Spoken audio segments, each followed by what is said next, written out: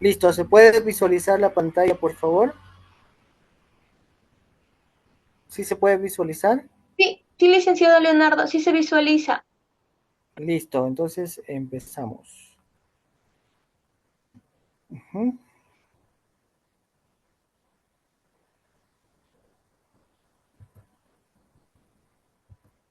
Mm, ya.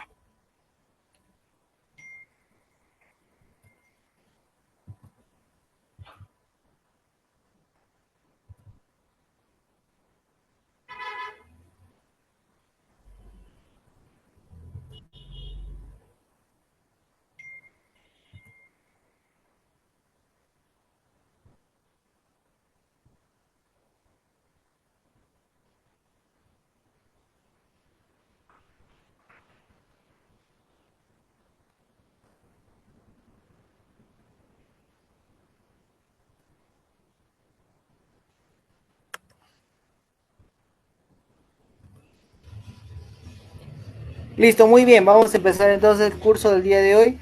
Por favor, ya me han confirmado que se puede visualizar la pantalla y también el audio. Igual, cuando ustedes noten que de repente no está siendo Los fluido fuertes. la exposición o cuando se paraliza o algo pasa o tienen alguna pregunta, normal, por favor, pueden preguntar por el micro, ¿ya? Por el chat, a veces se me puede pasar, ¿no? Como estoy compartiendo, se me puede pasar las preguntas o que me avisen, por favor. Es mejor que utilicen el micrófono y así yo puedo resolver las dudas o de repente algo que esté pasando, corregirlo, ¿ya? Así que en eso quedamos, por favor. Entonces vamos a compartir. Muy bien, perfecto. Listo. El día de hoy vamos a trabajar esto, que es la elaboración del informe psicológico clínico en casos de violencia de género y maltrato infantil, ¿no? Más que nada está orientado a la violencia de género y a la violencia intrafamiliar, ¿ya? Está más orientado a ello. Quien les habla es el psicólogo Leonardo Antonio Rojas, licenciado por la Universidad Continental, soy psicoterapeuta cognitivo-conductual, he realizado una maestría en lo que es eh, en psicología clínica y de la salud y bueno, he desarrollado algunos diplomados tanto en la psicología clínica como en la educativa. Actualmente estoy trabajando en el Hospital 2 de Salud Huancavelica y bueno, el día de hoy vamos a trabajar este tema, ¿ya? Acerca de la violencia, algo que está siempre latente, ¿no? Es algo que convivimos o estamos conviviendo con ella. La violencia en general se ha incrementado, no solo la violencia hacia la mujer, sino la violencia que percibimos ha ido en aumento. Ahora, no es que recién esté existiendo violencia, o sea, desde la construcción de la civilización, de la humanidad, en realidad de la historia de la humanidad, se ha gestado a través de mucha violencia, solo que ahora, ¿no? Se percibe mucho más por que la podemos ver en tiempo real, ¿no? Vemos en noticias, vemos en plataformas digitales, ah, constantemente están bombardeándonos con temas acerca de violencia, ¿no? O vemos en las calles o vemos por ahí que se está gestando estos actos, ¿ya? Entonces la violencia sí la estamos percibiendo que ha aumentado, pero no es que nunca haya existido, siempre ha existido la violencia, ¿ya? Muy bien. En cifras, ¿no? En homicidios violentos se ha incrementado, ¿no? Vamos a pasar esto rápido nada más. Delitos contra el patrimonio y violencia familiar también ha aumentado. Eh, Violencia contra las mujeres y feminicidios, ¿no? Algo del tema del día de hoy. También se ha incrementado, ¿no? Más del 50% de mujeres ha sufrido violencia física, sexual o psicológico económica por parte de su pareja, ¿no? En su vida. Es un dato a nivel nacional, o sea, en el Perú, la mitad de mujeres, ¿no? Para el 2023, de repente, esta cifra no creo que haya cambiado mucho, no creo que haya variado para este 2025, pero para el 2023, hasta el 2023 ya había, no se había dado que la mitad de mujeres pues había sufrido violencia física, sexual, psicológico, económica por parte de sus parejas alguna vez en su vida, ¿no? Entonces, eso habla que sí, pues es una población muy vulnerable a ser víctimas de violencia, ¿no? El 2023 el Programa Nacional Aurora, actualmente que ya no se llama Aurora, sino el Guarmiñán, ¿de acuerdo?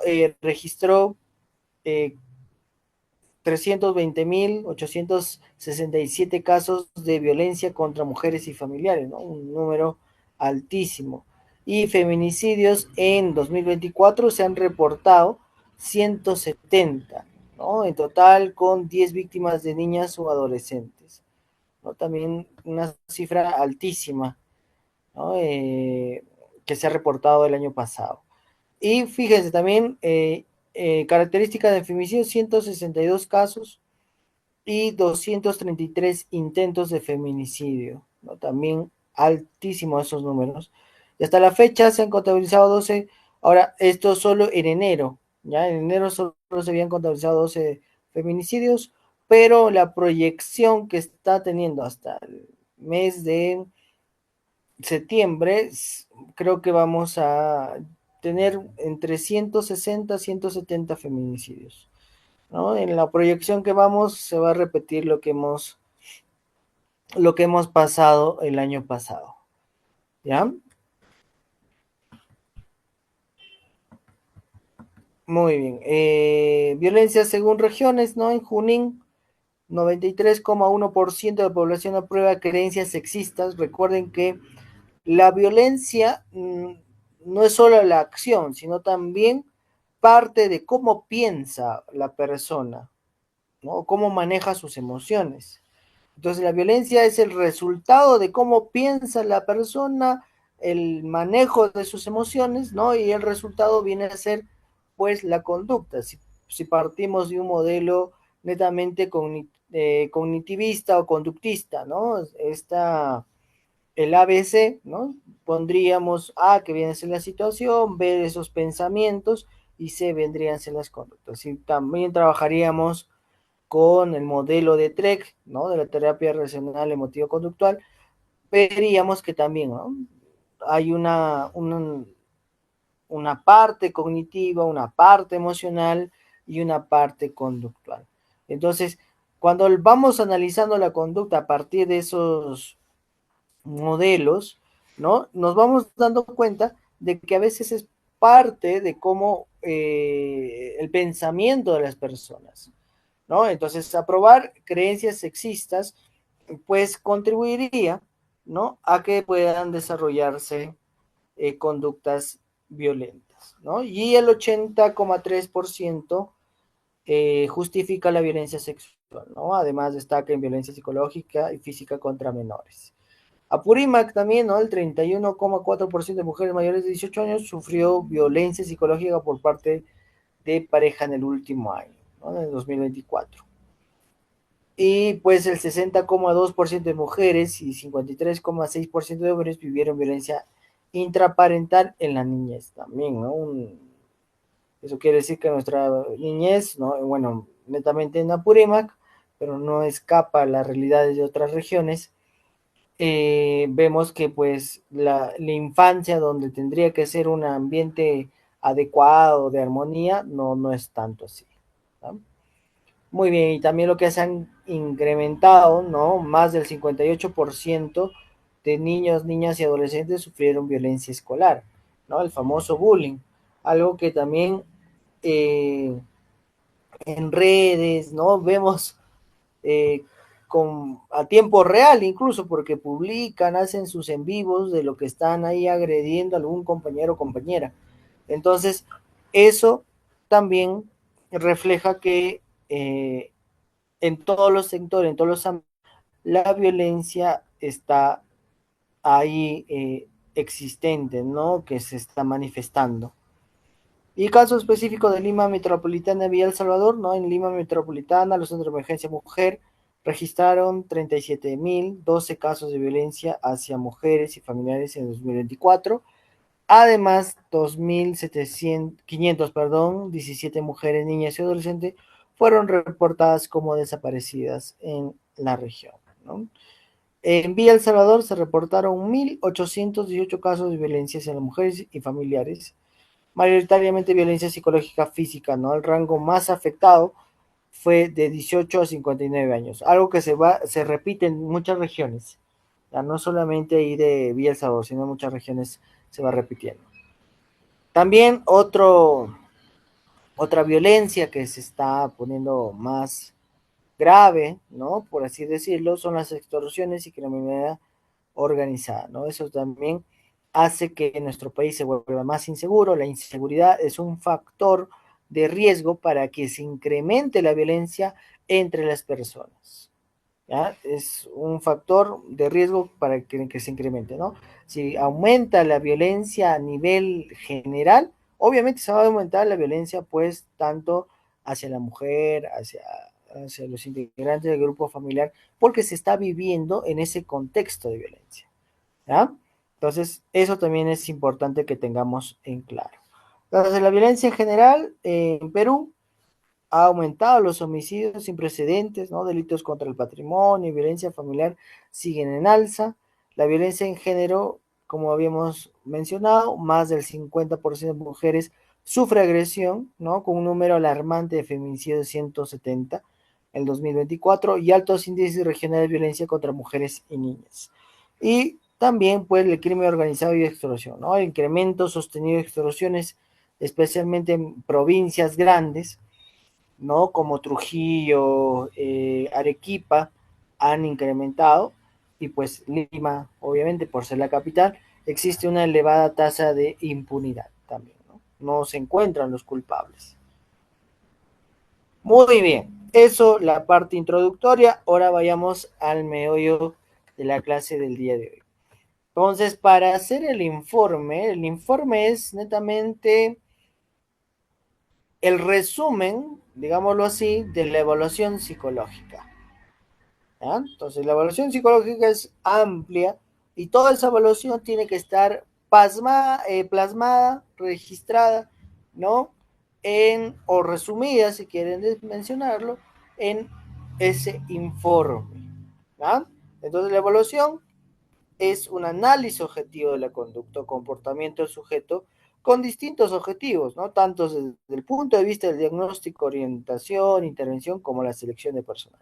Entonces, la evaluación no solamente es para los casos clínicos, no solo es para los casos forenses, sino también para otros tipos de punto de vista diagnóstico, para ser orientación vocacional, para ser la selección de personal, ¿no? Tiene por el objeto el estudio, análisis y elaboración de las características psicológicas de un sujeto y de su comportamiento, ¿no? Mediatizado por otras variables. Recuerden ello, o sea, la evaluación es hacer un estudio, un análisis de esas características psicológicas, ¿no? Tenemos que ir analizando la conducta, que la conducta viene a ser el resultado de variables personales más variables ambientales, ¿no? Entonces tiene que ir recordando que esa es la conducta, ¿no? Desde un enfoque también holístico, ¿no? Lo que se mantiene a la actualidad porque de diferentes corrientes, diferentes escuelas, tienen su particularidad cuando definen la conducta, ¿no? Nosotros como estamos bueno, en un ambiente clínico forense, tenemos que ver que la conducta es variables personales más variables ambientales. Tenemos que ir entendiendo algunos puntos que a veces no se entienden o se manejan de forma errónea, que es en estos dos puntos, ¿no? La definición de psicología forense y el peritaje psicológico. La psicología forense son todos los conocimientos psicológicos aplicados a la ciencia, pues, jurídica. ¿Ah? Eso es psicología forense, ¿no? Todo lo que nos sabemos de la psicología, ¿no? Para que ayude a la ciencia jurídica. Ayude o fortalezca o se encuentre un mediador, ¿ya? Una parte de la psicología, ¿no? Que analiza, investiga, evalúa y predice y diagnostica, ¿no? Cualquier conducta o comportamiento de la persona implicada en el proceso judicial. Recuerden, recuerden que nosotros es una ciencia, nuestra amada psicología, y como ciencia tiene 4 objetivos principales, ¿no? Que es describir, analizar, predecir y controlar la conducta. A partir de esos 4 objetivos principales de la ciencia psicológica, también sus ramas, como la psicología forense, pues tiene que hacer lo mismo, orientado netamente al campo de acción. Entonces, es por eso que en esta parte que menciona que la psicología forense es una parte de la psicología que va a analizar, ¿no? Investigar, evaluar, predecir y diagnosticar cualquier conducta o comportamiento de la persona implicada en un proceso judicial, tanto el agresor como la víctima, para poder determinar cuáles son esas características psicológicas que presentan cada uno de ellos. Eso viene a ser la psicología forense. Ahora, el peritaje psicológico viene a ser una opinión objetiva, recuerden, objetiva e imparcial. No es que me pareciera, ¿no? No, ese tiene cara de delincuente, ¿no? Es que ese tiene cara de tramposo, o no, ese tiene cara de buena gente, no creo que haya golpeado a su mujer, ¿no? O tiene cara de bebé, no creo que le haya golpeado a su mujer. No podemos mencionar ello, porque el peritaje psicológico tiene que ser objetivo e imparcial. Y ahí entra algún punto que vamos a tocar, la ética profesional, por favor. ¿Ya? Muchos, en este caso, de clientes que vienen a pedir un peritaje psicológico, le dicen, una ayudadita, ¿no? Ayúdame, pon ahí nomás que soy buena gente, ¿no? Que no soy pegalón, ¿no? No puedes hacer eso, porque va contra la ética profesional, tengan mucho cuidado. Hay varios colegas que se han metido en problemas por no hacer correctamente un peritaje psicológico o de una forma objetiva e imparcial. ¿Ya? Entonces, eso viene a ser el peritaje psicológico, una opinión objetiva e imparcial de un especialista en psicología que, disponiendo de una guía metodología, conocimientos, instrumentos científicos, emite una opinión. ¿Ya? Hay guías del Ministerio Público y del Poder Judicial que nosotros nos tenemos que alinear. No es por así hacer nomás tu informe, ¿no? O ya pongo lo que me parezca, no, te tienes que alinear a lo que menciona estas guías, ¿no? Para que sean válidas, ¿no? También puede ser válido, pero para el ambiente jurídico te tienes que alinear a esas pues normas, ¿no? A esas guías. Entonces, este peritaje es una opinión acerca de las particularidades, características psicológicas de una determinada conducta o comportamiento, dando como ella contestación a lo solicitado por la autoridad del juez, ¿no? El juez, la autoridad dispone de tal evaluación, a veces incluso ponen para evaluar tal característica, ¿no? Para poder que él determine una sentencia. Recuerden, los peritajes psicológicos son netamente consultivos, no es que van a, el peritaje si sale a favor va a ser libre o si es en contra va a ser culpable, no, ¿ya? Recuerden, solamente es una opinión y esta opinión va a ayudar a que el juez, ¿no? La jueza tome una decisión a partir del Código Procesal Penal, ¿no? Entonces, él va a tomar de acuerdo a su ámbito, ¿no? De las ciencias jurídicas, ¿no? De cada del país, su decisión, ¿no? A partir de ello, ¿no? Nosotros solamente hacemos nuestro informe y, bueno, contestamos las preguntas de tanto de los abogados como del juez, y ahí queda nuestro trabajo, ¿no? Nosotros no decidimos si la persona va a ser culpable por 20, 10 años en la cárcel o en libertad. Nosotros no determinamos eso. Recuerden, no determinamos eso. solo que nuestro informe, nuestro peritaje psicológico va a ayudar a que tome una decisión, digámoslo así, fundamentada, ¿no? Entonces, esto es algo que le estaba mencionando, los aspectos ontológicos, ¿no? Al principio que aparecen los ideales éticos del APA, ¿no? De la American Psychology Association, ¿no? El principio de beneficencia y no maleficencia, ¿no? Principio de fidelidad y responsabilidad, principio de integridad, principio de justicia e igualdad, principio de respeto a los derechos y dignidad de las personas. Pero también nosotros tenemos nuestro código de ética profesional del Colegio de Psicólogos de Perú, que cuentan con estos títulos, ¿no? Con 6 títulos, en realidad, que es responsabilidad, competencias, normas legales y morales, utilización técnica de diagnóstico, el informe psicológico y las relaciones profesionales, ¿no? Entonces, ¿qué pautas da el Colegio de Psicólogos, ¿no? En el título 8, el informe psicológico que menciona, ¿no? Entonces, el informe psicológico debemos recordar que debe tomar en cuenta y responder específicamente al motivo por el cual se llevó a cabo. No, no puedes agregar algo que no hayas puesto, pues, en el motivo de consulta. ¿Ya? Eso es algo importante que tener en cuenta. ¿Ya? El informe psicológico también se debe ser redactado con los principios vigentes aceptados por la comunidad psicológica, ¿no? Y será firmado por el psicólogo que lo elaboró, que incluirá también el número de su matrícula de la colegiación, o sea, su colegiatura, ¿no? Ojo, eso siempre, por favor. Si no está tu firma, si no está tu sello, está inválido ese informe. Ya vamos a ver cuáles son, qué características podrían hacer que se invalide el informe. Entonces, ¿qué es un informe psicológico? Documento de naturaleza y valor científico legal, recuerden. Como es todo un proceso, ¿no? Es como desarrollar una tesis, es por eso que es un valor científico, porque haces todo un procedimiento, ¿no? Científico. Y también legal porque es de una connotación legal, ¿no? Para un proceso judicial. También sintetiza los resultados de la entrevista, anamnesis y los procedimientos psicológicos, ¿no? A lo que se está refiriendo aquí es acerca que va a sintetizar los resultados de la evaluación psicológica, ¿no? Y también que va a incluir pues las conclusiones y recomendaciones.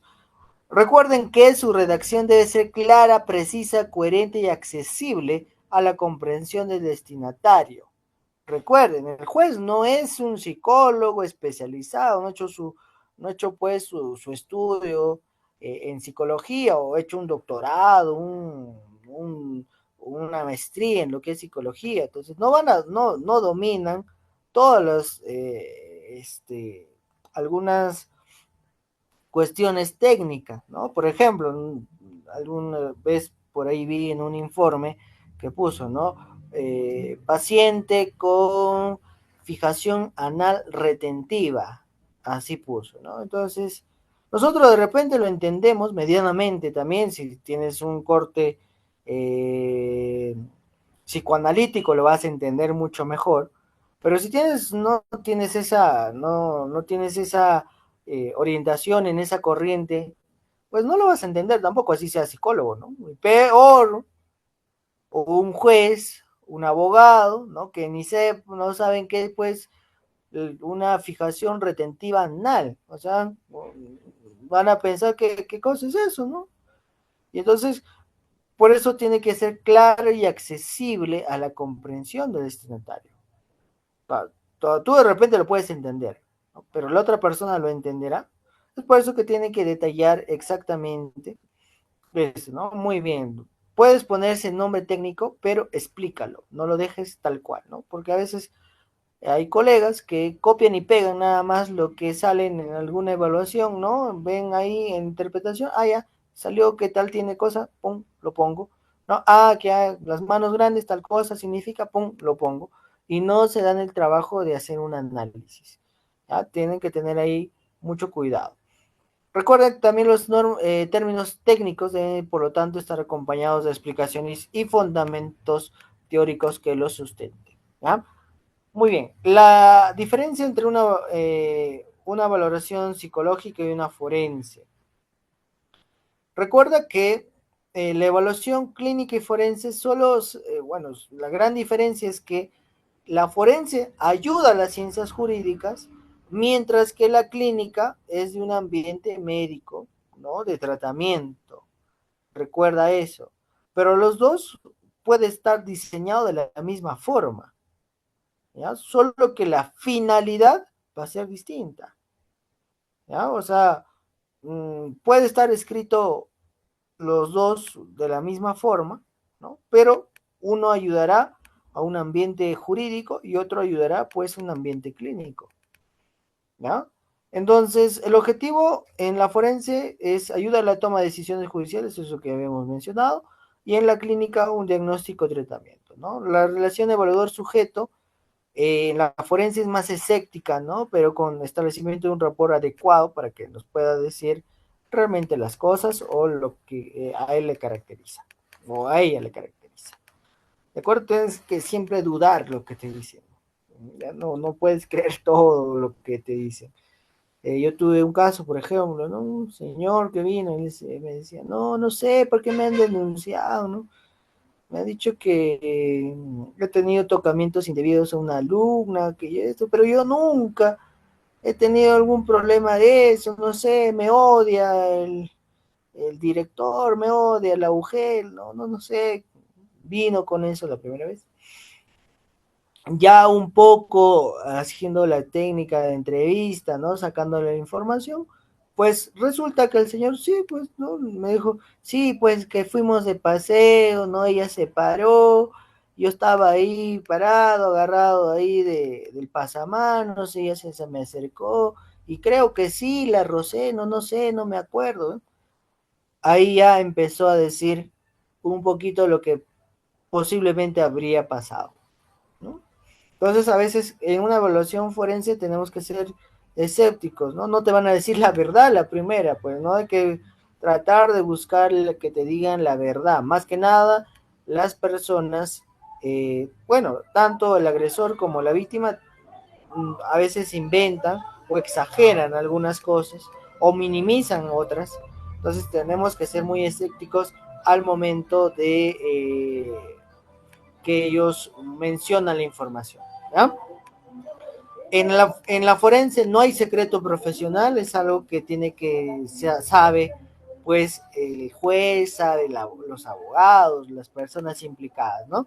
En la clínica no es, el secreto profesional es reservado solo de repente para el paciente y el terapeuta.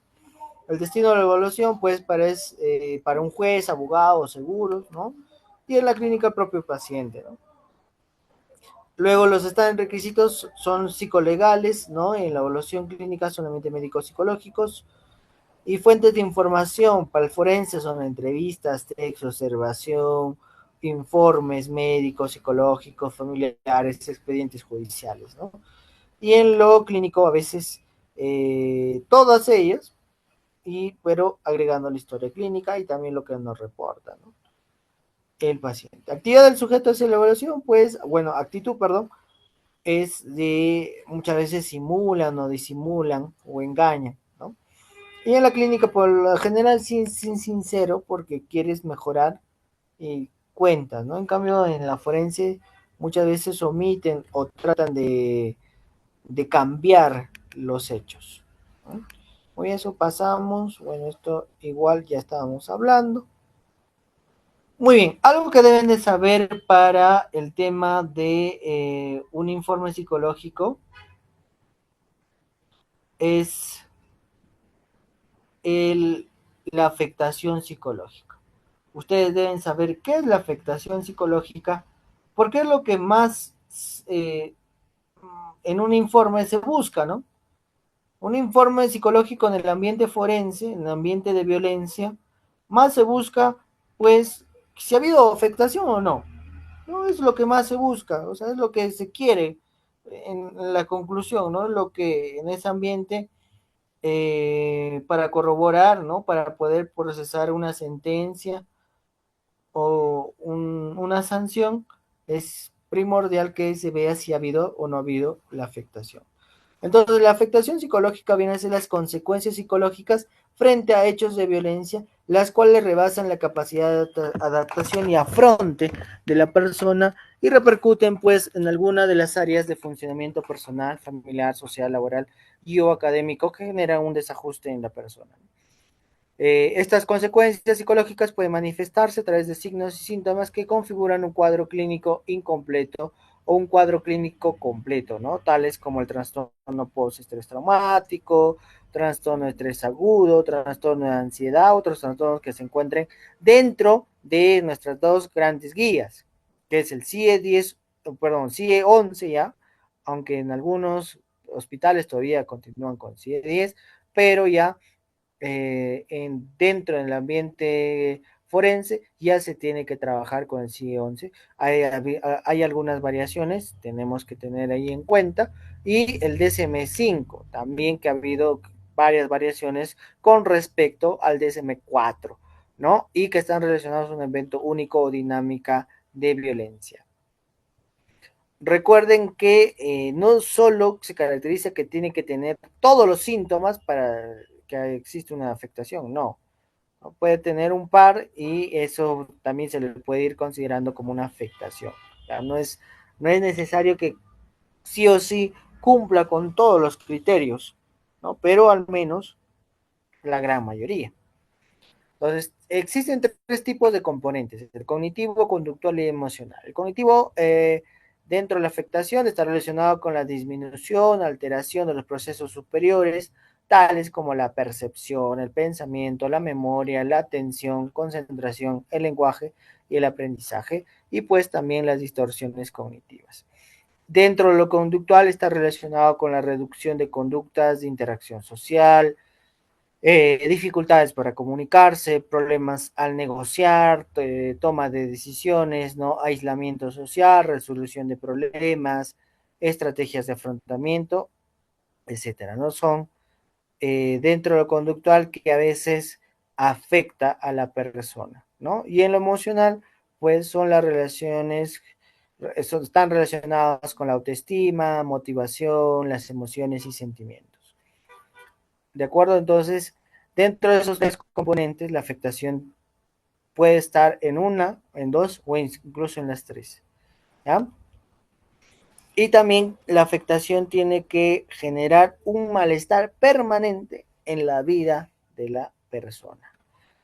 Por eso tenemos que tener en cuenta que la afectación psicológica es un término psicojurídico recogido dentro de la legislación en el Código Penal en los artículos 122b y 124b.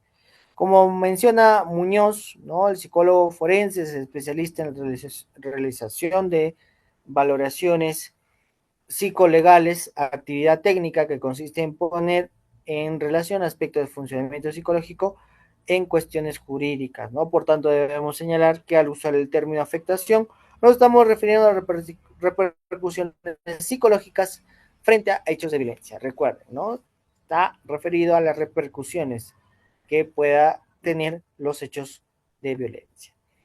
La afectación psicológica son las repercusiones, habíamos mencionado, la alteración del continuo vital, ¿no? Lo que les estaba mencionando también, que puede ser de manera transitoria o permanente, ¿no? Manifestarse con inmediatez de manera diferenciada en el tiempo y va a depender de las características de la persona, el suceso y el contexto. Recuerden acá, miren, este punto puede ser evaluado en distintos momentos, ¿no? La evaluación de daño psicológico, si bien hay consenso en que debe existir un periodo de 6 meses a más para hablar de daño crónico frente a un presunto hecho violento, mirándose una valoración integral de la persona, no debemos dejar pasar por alto la evaluación clínica forense de los episodios o cuadros agudos que presenta una víctima de violencia. Es decir, aquellas respuestas psicológicas que aparecen inmediatamente después del hecho, o situación perturbadora o violenta que no pasan de los 6 meses de ocurrido el hecho, ¿no? Por ejemplo, el trastorno por estrés agudo, ¿no? Entonces, por ejemplo, para decir que tenga un trastorno estrés postraumático, lo mínimo que tiene que pasar la persona son 6 meses, ¿no? Para que se manifiesten los síntomas. Pero la evaluación a veces lo hacen pasado los 2 meses o un mes, ¿no? O dado el hecho ya de violencia en ese corto tiempo, y no, de repente no se va a alinear a lo que dice el manual, pero eso no quita que esté existiendo una afectación, ¿no? ¿Ya? Ahí tengamos mucho cuidado, ¿no? No es que nos tenemos, que acá dice que tiene que pasar 6 meses, ¿no? O sea, un momentito. Eso dice la guía, pero el paciente está presentando tales síntomas a partir del hecho violento, que si bien no puede considerarse un estrés postraumático, pero ahora le está generando alteración tanto a nivel cognitivo, conductual y emocional. Puede ser que no se ajuste a un trastorno, pero sí está generando eh, afectación en esas tres áreas. Por lo tanto, podemos poner que la paciente o el paciente está pasando por un trastorno por estrés agudo, ¿no? Eso pueden de repente contestar si les puede decir, ¿no? Acá dice el manual, ¿no? Su guía, su DSM-4, su DSM-5 que menciona tal cosa, ¿no? Entonces ahí tengamos mucho cuidado. Entonces, la afectación psicológica no necesariamente puede presentarse como un cuadro clínico, algo que le estaba diciendo, sino manifestarse por signos y síntomas. Evaluar el impacto psicológico derivado de la exposición a una supuesta situación violenta, pues implica un amplio manejo por parte del psicólogo de la psicopatología asociada a la vivencia traumática. También la noción forense de afectación psicológica plantea una relación de causalidad con causalidad entre el evento violento y la consecuencia psicológica, ¿no? Donde el psicólogo es convocado para dilucidar su existencia, ¿no? Y la evaluación de la afectación psicológica, si bien puede ser realizada en cualquier momento, se debe considerar que la persona evaluada en el momento inmediato al hecho violento puede estar en shock o asintomática, o sea, sin presentar ningún síntoma. Tengamos ahí mucho cuidado. ¿Ya? Ha pasado que a veces el psicólogo ha evaluado, ¿no? Pasado 2 días, ¿no? Y la persona estaba asintomática, estaba en shock, ¿no? No estaba ida la persona, ¿no? Entonces ahí de repente no hemos visto ningún tipo de síntomas. Entonces ahí tengamos cuidado, ¿ya? Muy bien, consideraciones generales, respeto a la dignidad a las personas, por favor, trato igualitario sin discriminación, procedimiento minucioso y sobre todo especializado, tenemos que tener un buen trato, tenemos que hacer una explicación clara y oportuna al evaluado respecto al procedimiento a seguir, evitar cualquier juicio de valor sobre el examinado, ¿no? Tratar temas específicos a la evaluación, evitando hacer comentarios o sugerencias para la solución del problema. ¿De acuerdo? Solamente nuestro trabajo evaluar. Ahí no estamos tratándolo, no estamos tratando de buscar un tratamiento adecuado, no lo estamos haciendo psicoterapia, porque el fin no es ese. ¿Ah? Muy bien, el objetivo de la pericia psicológica. Uno, determinar la ausencia o presencia de la afectación psicológica u otra alteración actual que pudiera presentar el peritado en relación a los hechos investigados a través de un diagnóstico o una conclusión clínica forense, ¿no? Establecer a través de un análisis la naturaleza del hecho o evento violento, delimitando si es un evento único, si es un conflicto o si es una dinámica de violencia ya que se esté dando, ¿no? Determinar el tipo o rasgos de personalidad en caso de adultos y en los niños, niñas y adolescentes, señalar pues sus características comportamentales a fin de objetivar la singular manera en la que el evaluado procesa el evento violento, identificar la existencia de una condición de vulnerabilidad o factores de riesgo que puedan amplificar y perpetuar el impacto del evento violento en su estado emocional. ¿Ya? Hay etapas, ¿no? La etapa previa, la etapa de entrevista única y la etapa posterior. En la etapa previa no existe la denuncia, conocimiento de oficio, la denuncia ciudadana o de parte, ¿no? La comunicación de la Policía Nacional del Perú o la noticia policial, ¿no? Y ahí se hace pues la evaluación médico-legal. ¿Ah? En la etapa de entrevista única, ¿no? En cámara Gesell, hay también, ¿no? Antes de la entrevista, inicio de la entrevista, durante la entrevista, culminación de la entrevista, después de la entrevista. Y en la etapa posterior, pues es la evaluación psicológica, la derivación a la red asistencial y tratamiento del niño, niña o adolescente. ¿Ya? Muy bien, eso ahí en las etapas antes de la entrevista, ¿no? En caso del niño, en niño o adolescente, el fiscal o juez y el psicólogo se reúnen en la sala de la observación con los padres o responsables del niño, niña o adolescente con la finalidad de obtener sus generales de ley, ¿no? Información preliminar del suceso, sus condiciones familiares y demás información que resulte pertinente para la realización de la entrevista, ¿no? En esta etapa, el fiscal entregará al niño o adolescente a sus padres o responsables la respectiva declaración de derechos, ¿no? ¿No? Ese es un modelo de formato de consentimiento informado para la aplicación procedimiento de entrevista única del padre, madre o responsable, ¿de acuerdo? Muy bien. Del mismo modo, niños, se tiene que hacer un asentimiento, ¿no? Un consentimiento, ¿ya? Para el niño. Respecto al evaluado, en casos que el examinado se niegue a ser evaluado, se niegue a firmar el consentimiento informado, se consignará tal hecho en el informe, recuerden, ¿no? No se puede obligar. Tienes que preguntar, ¿estás de acuerdo o no estás de acuerdo? ¿No? Si te dice que no, bueno, se consigna que la persona no ha querido pasar por tal evaluación. Cuando el examinado se encuentre exacerbado en los impulsos, cualquier actitud que ponga en riesgo la integridad del psicólogo, ¿no? De repente te quiere pegar, pues, ¿no? O es muy violento la persona, también se tiene que suspender la evaluación, se consignará dichas conductas en el informe y se verá la pertinencia de programar o no otra cita. En caso de la persona se encuentre problemas de salud que dificulte la realización de la evaluación, se asignará una nueva fecha y se considerará tal hecho en el informe, ¿no? Y si la persona a evaluar tiene discapacidad sensorial y de la comunicación o discapacidades múltiples, se considerará en el informe a fin de comunicar al autoridad competente a efecto que designe un intérprete para su posterior evaluación. Si no dominas, como ejemplo, por decir, lenguaje de señas, tienes que considerar el informe para que la autoridad consiga un intérprete de señas que esté autorizado por el Ministerio Público. No puede ser cualquiera, tiene que estar autorizado. ¿Ya? Muy bien, en caso que la persona se encuentre con signos de alteración de la conciencia debido a algún factor externo, ¿no? Sustancias psicoactivas o un evento estresor no relacionado al hecho investigado, entre otros, se le asignará una nueva fecha para la evaluación correspondiente, ¿no? Que consignará en el informe psicológico. Muy bien. Cuando son menores de edad, de la evaluación de infantes, se requiere que se cuente con un lenguaje comprensible, pues, ¿no? Que recopile información relevante sobre el motivo de consulta, ¿no? De lo contrario, el pronunciamiento está basado solo en la observación conductual de su desarrollo evolutivo. Recuerden ello.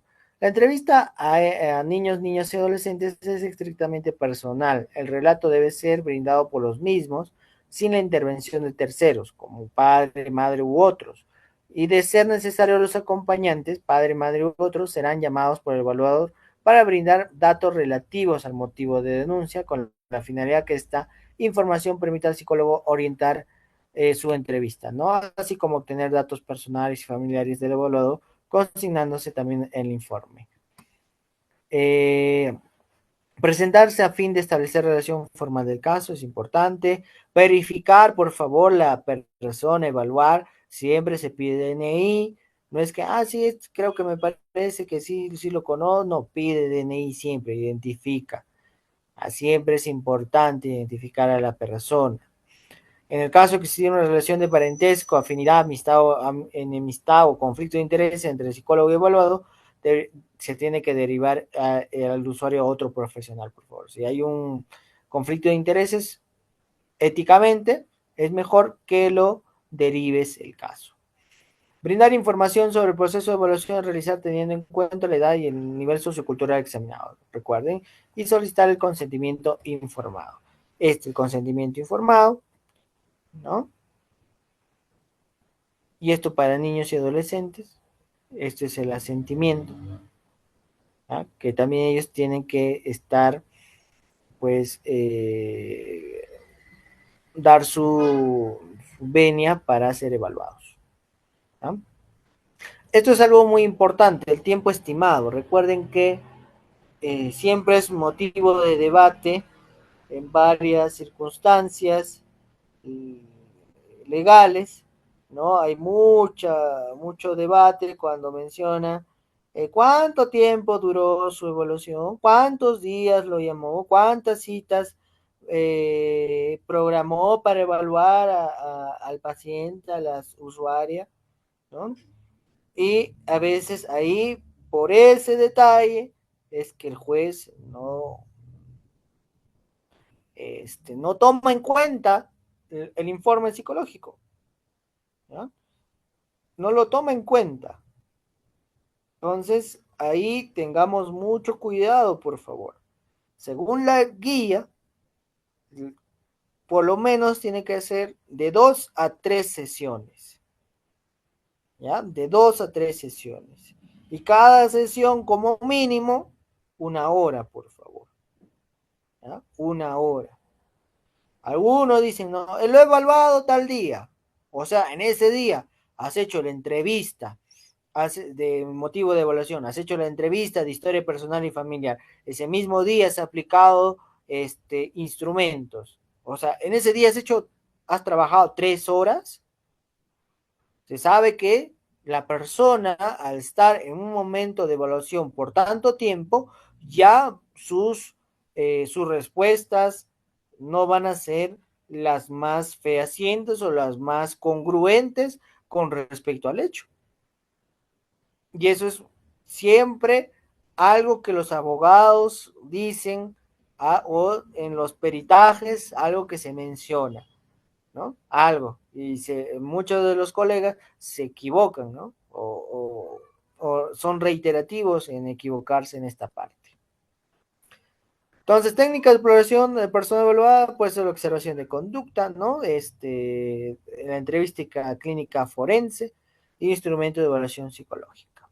Muy bien, pasamos al informe psicológico. Recuerden que es de naturaleza valor científico legal, sintetiza los resultados, su redacción, por favor, eso ya hemos hablado, y los rubros esenciales para todo informe psicológico, no solo en forense, en todos los tipos o los fines del informe psicológico, tiene que ser motivo de evaluación, técnicas o pruebas psicológicas aplicadas, descripción personal, observación de conducta, resultados obtenidos, conclusiones y recomendaciones. Eso sí o sí siempre tiene que haber en un informe psicológico, por favor. Siempre. Eso está impuesto en nuestra, pues, código de ética, ¿no? Y dentro del Colegio de Psicólogos del Perú también lo mencionan, ¿no? Que sí o sí, para consignar un, este, un informe psicológico válido, tiene que tener por lo menos estos rubros esenciales. Si falta, puede generar invalidez u anulidad del informe. Recuerden, datos de identificación o afiliación del evaluado. O sea, si no consignas a quién se evaluó, inmediatamente pues está inválido. Fecha de emisión del informe. Si no colocas cuando emitiste el informe, también puede ser invalidado. Dato de identificación del psicólogo que suscribe también. Si no firmas, si no colocas tu sello, también pues queda invalidado. Y recuerda que todo esto, toda, eh, todo informe psicológico ya es de carácter legal. Recuerda que puede ser utilizado en un ámbito legal. Muchos establecimientos he visto que grandes su sello colocan, no válido para procesos judiciales. Falso, sí vale, porque cumple con todos los requisitos. A menos que no coloques algo que invalide, ahí sí. Pero si está correcto el informe, puede ser utilizado en un ámbito legal. Así que por eso tengan mucho cuidado y pregunten bien a los evaluados para qué quieren el informe, ¿no? Para que no se metan en algún tipo de problema ustedes como psicólogos. En los rubros facultativos, o sea, se puede ver y no puede ver, es antecedentes, análisis, historia personal, datos o transcripción de la entrevista, diagnóstico, pronóstico, factores de protección y o riesgo, propuesta de tratamiento e intervención psicológica. Esos son que, no, bueno, no es obligatorio que los pongas, ¿no? El modelo básico, ahí están los datos de afiliación, eso lo vamos a ver más adelante con un ejemplito, ¿ya? Entonces, el motivo de evaluación, el relato, se consigna en este apartado la solicitud de evaluación que se indica en el oficio, ¿no? Se transcribe el relato de los hechos proporcionado por el evaluado, ¿no? Quién denuncia, a quién y por qué lo denuncia, fase de desarrollo personal que atraviesa el evaluado al momento del evento, ¿no? Evento que motiva la denuncia, fecha, tiempo y lugar de los hechos, ojo, eso es importante, el contexto, no se olviden, motivo de la agresión también y la dinámica, ¿no? Reacción ante el evento, percepción e interpretación que hace de ello, ¿no? Antecedentes del evento, ¿no? El tiempo, frecuencia de las agresiones según sea el caso, sentimientos o percepción hacia el agresor, alteración o afectación o ausencia, ¿no? Evaluar las consecuencias, repercusiones del evento violento, evaluado cómo se encuentra su adaptación psicológica, salud, vulnerabilidad, entre otros, así como sintomatología relacionada al hecho violento, ¿no? Deseos y forma de soluciones a su problemática.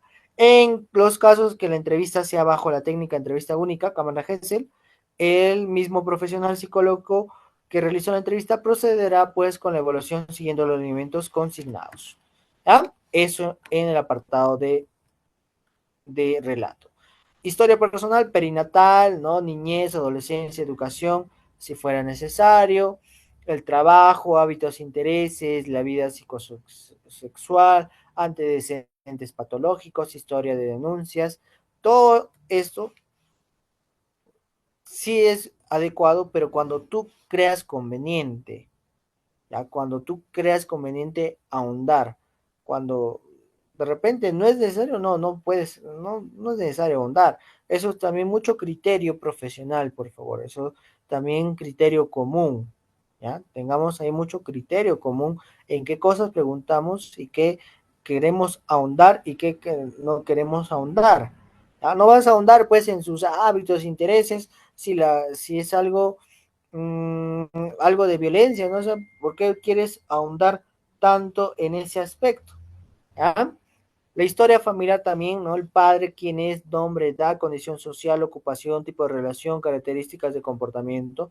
El nombre de la madre también, de hermanos, de la pareja, si hay hijos, también, todos esos datos, ¿ya? La historia familiar también, análisis de la dinámica familiar.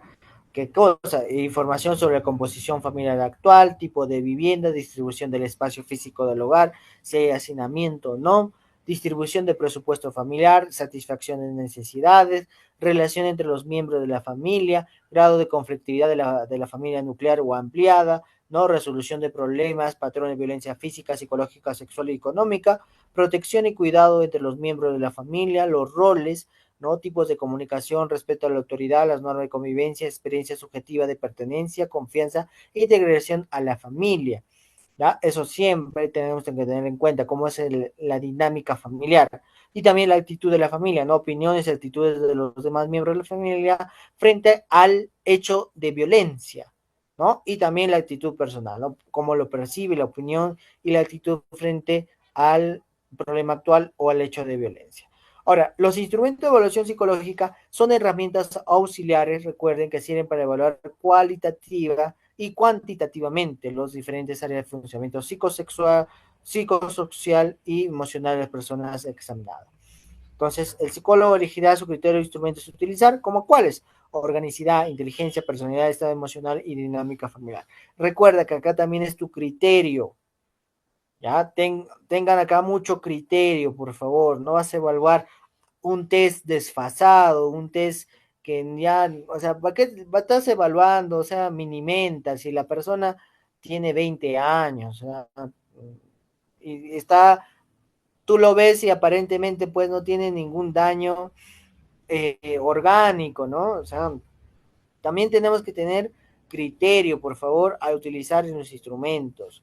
No utilizar, por ejemplo, un test que no lo tengas completo, ¿no? O sea, le dices, no, una partecita no me evalúa, no, o sea, tengamos ahí mucho criterio y sepamos qué evaluar, ¿no? Ahí están algunos test que según la guía están permitidos o recomiendan utilizarlas, ¿no? Entonces acá también las escalas de personalidad, ya, ahí está, ahí encontramos tanto lo que es pruebas eh, cuantitativas y cualitativas, ¿no? También ahí vemos pruebas proyectivas como el test de la persona bajo la lluvia y el test de la figura de Karen Mancover, ¿ya?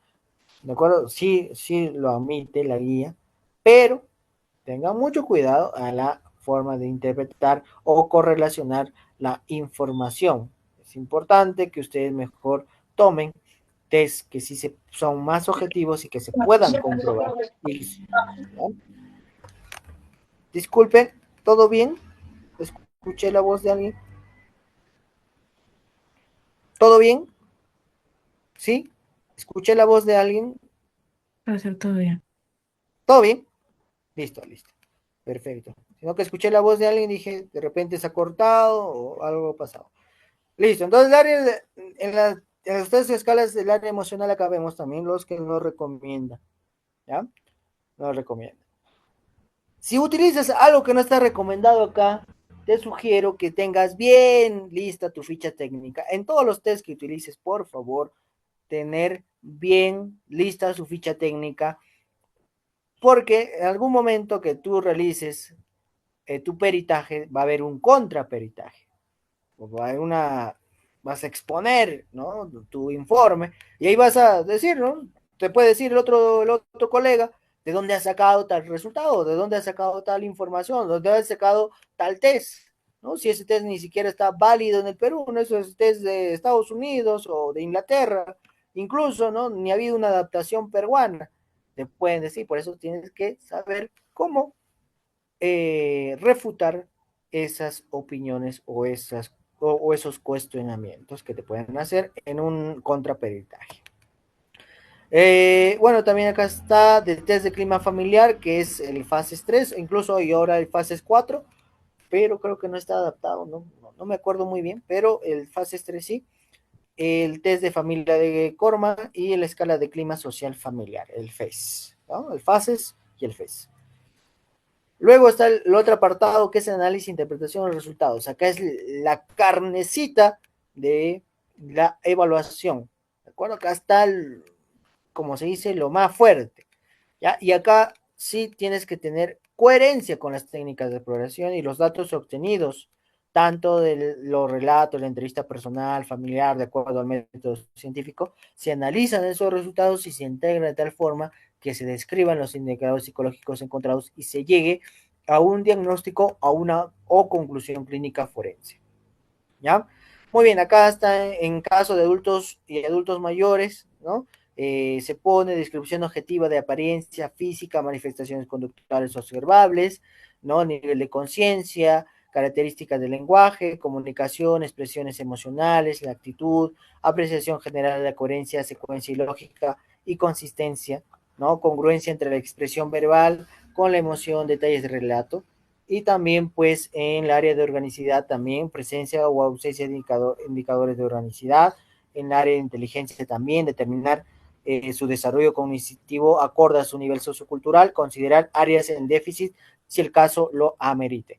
En área de personalidad tenemos que hacer una descripción de las características de personalidad, autoestima, nivel de tolerancia a la frustración, control de impulsos, modos de afronte a situaciones de conflicto, ¿ya? Y análisis fáctico también, descripción del evento violento, características, contexto, presencia, persistencia de estresor, puede ser episodio agudo, único, agudo, crónico, recurrente, determinar la repercusión o el impacto, ¿no? Sobre la salud mental de la persona examinada o también la sintomatología, reacciones psicológicas, por ejemplo, la rabia, desánimo, deseo de venganza, sensación de desamparo, insensibilidad, miedo, aislamiento, entre otros. O indicadores de afectación emocional encontrados, ¿no?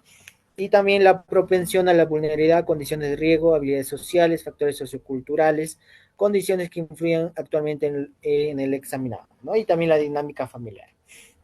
En caso de niños, eh, también tenemos que tener en cuenta la descripción objetiva de la apariencia física, manifestaciones conductuales observables a nivel de conciencia, orientación, atención y concentración, características del lenguaje y comunicación, expresiones emocionales, la actitud, apreciación general de la coherencia, secuencia lógica y consistencia, congruencia de la expresión verbal con la emocional, detalles de relato, ¿no? Y la área visomotora, ¿no? Coordinación del área visual con el área motriz, presencia o ausencia de indicadores de organicidad.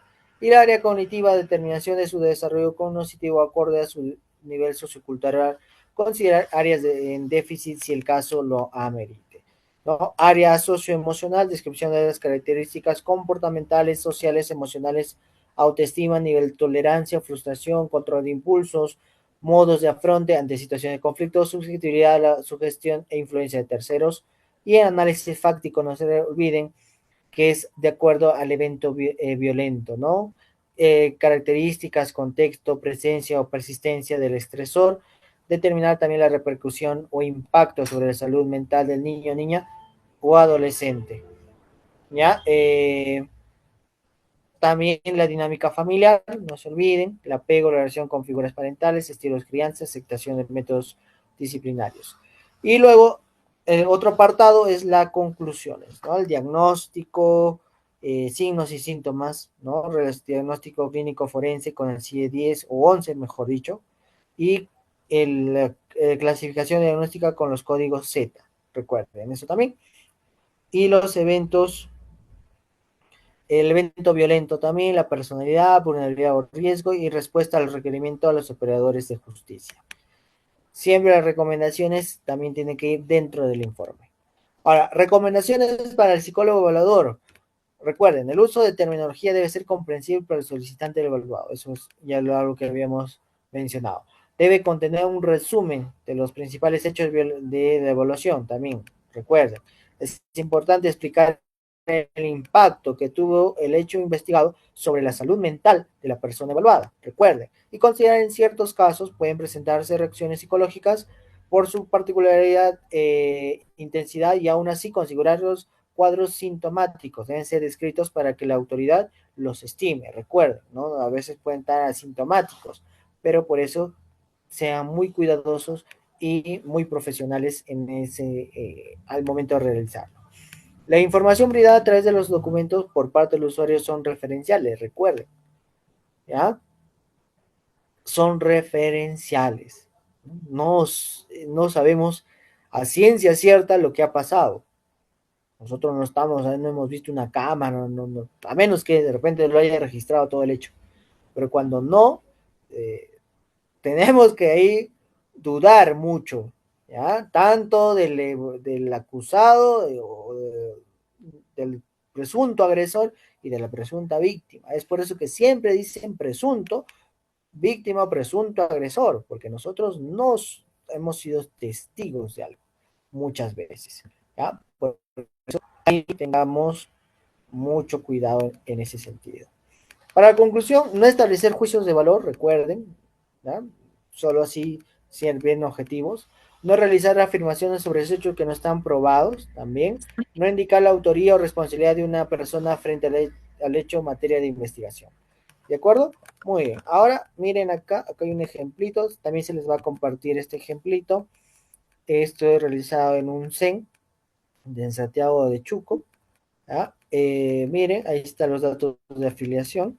¿Ya? Esos son el nombre y apellido, edad, el sexo, el número de DNI, fecha de nacimiento, lugar de nacimiento, grado de instrucción, ocupación, informante, fecha y lugar de informante. Motivo de evaluación, fíjense, acudo a las oficinas del CEN, la señora Tania, y tienen que poner apellido completo, por favor, no haya quitado por mantener su integridad de la persona, ¿no? Refiriendo que sufrió hechos de violencia física y psicológica por parte de su ex conviviente, el señor William, y sus apellidos completos, ¿ya? Ocurriendo estos hechos de violencia el día tal. ¿Listo? De esa forma se pone motivo de evaluación. Por favor, su micro. Ya vamos a concluir, por favor. Ya, pero por eso tengan mucho cuidado. Ya. Luego, el relato de la usuaria, ¿no? Tania, ¿ya? Ahí tienen que colocar todo lo que ha relatado la señora en el día, a eso de las 9 de la noche, yo me encontraba en el todo, ¿no?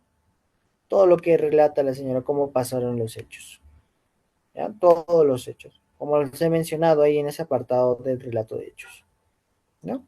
Luego los antecedentes, ¿no? Datos de la historia personal, miren, prenatal, así sencillo, nací en el caserío, alto, no tengo mucho conocimiento al respecto, mis padres no me comentaron mucho de ese tema, listo, ¿no?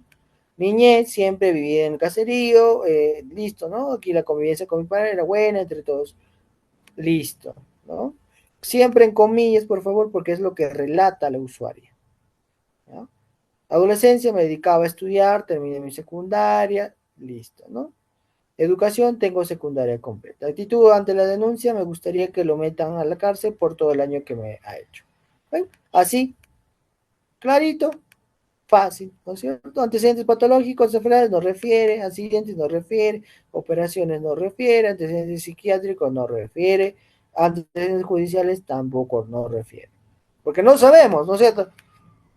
No sabemos nosotros si tendrá o no tendrá, o sea, es lo que nos refiere. ¿No? Dice, no, no tengo, no tiene, listo, está consignado el informe.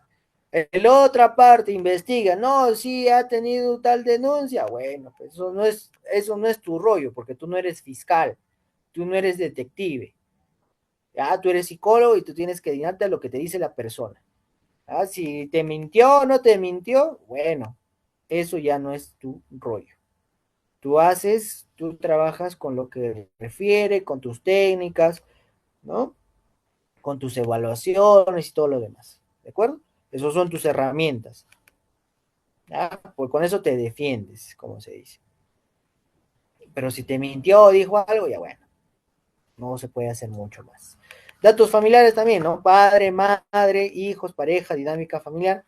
Como ven, las técnicas, instrumentos utilizados, entrevista psicológica, observación de la conducta, pruebas psicológicas aplicadas, test de la persona bajo la lluvia, test del árbol, test de Macover, ¿no? Acá utilizó solo 3 pruebitas. Acá, por ejemplo, cuando utilizan solamente 3, y miren, los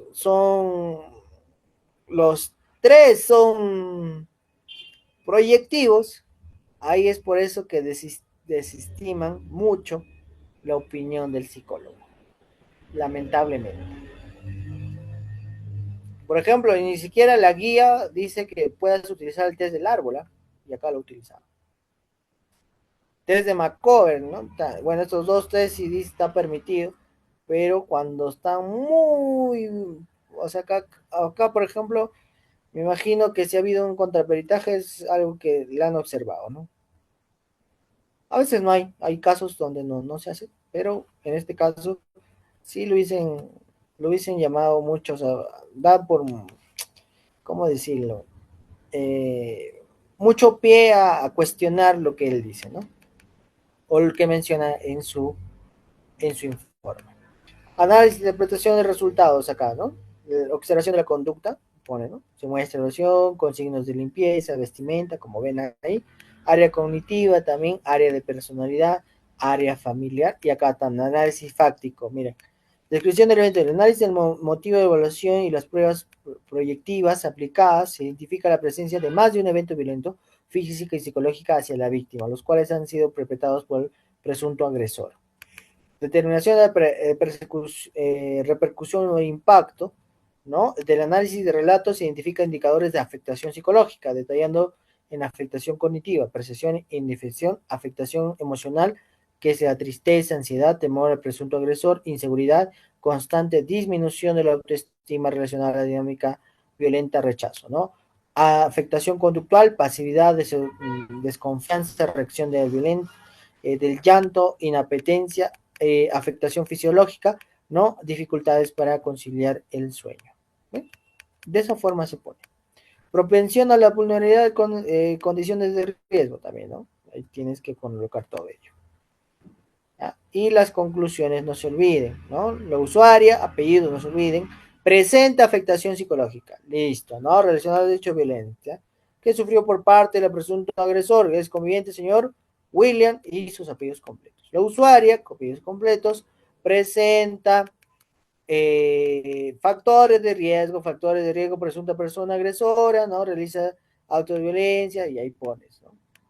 La usuaria hasta el momento de la evaluación no presenta alteración psicopatológica que impida percibir y evaluar la realidad adecuadamente, ¿no? O sea, ahí no está, eso pone siempre, tienen que poner eso siempre para que el juez vea que no está alucinando, ¿no? Que no tenga un proceso de psicosis, siempre se pone eso, ¿ya? Y las recomendaciones, se recomienda brindar medidas de protección pertinentes a fin de asegurar el bienestar del usuario, cuáles deben recluir la provisión por parte del agresor, ¿no? Acá no es recomendable que pongan, ¿no? A menos de 100 metros, no, esto no. O sea, yo no pondría, pero bueno, el colega acá lo puso. Asimismo, se recomienda que el presunto agresor debe estar prohibido de comunicarse con cualquier medio digital o remoto, esto con la finalidad de asegurar también, ¿no? O sea, no somos jueces, pues, ¿no? No somos jueces. Esto sí podemos ponernos, se sugiere al operador de justicia toma las acciones inmediatas del caso con la única finalidad de efectivar las medidas de protección pertinentes a lo que establezca el cese de la violencia presunto agresor. Eso sí. Ah, pero estos dos que sí recomiendo que no se acerca a menos de 100 metros, no, pues nosotros no somos jueces ni fiscales, como les mencionaba, ¿no? Y que el presunto agresor debe estar prohibido de comunicarse por gobierno medio digital, no, bueno, tampoco, o sea, basta nomás que ya se ha detectado el hecho de violencia, se recomienda que la persona se mantenga al margen o alejado de la víctima, ya está, ¿no? Y sobre todo, pues recibir atención psicológica. Listo, ¿ya? Muy bien, eso es un informe psicológico en casos de violencia de género o de hacia niños y niñas, ¿de acuerdo? Muy bien. Entonces, hasta aquí alguna pregunta. Hemos terminado con la exposición. Ahora estamos en el momento del dictado de preguntas. O perdón, mejor dicho, en el momento de que ustedes den sus preguntas si hubiese alguna.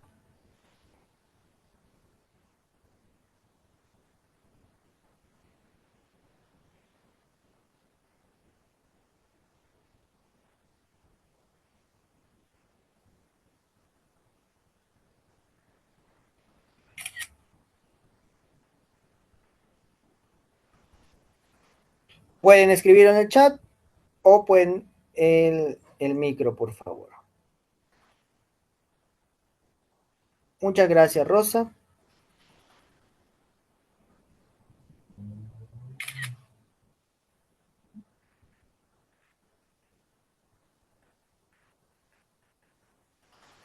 Licenciado Leonardo, me parece que no hay más consultas o dudas. Estaríamos culminando la clase del día de hoy. Esperamos contar con usted para un próximo curso. Muchísimas gracias.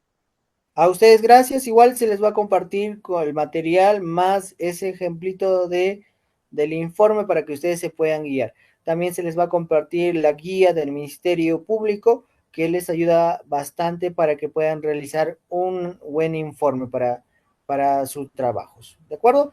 Muy bien, eso ha sido todo. Muchas gracias. Muy buenas Gracias, noches. licenciado.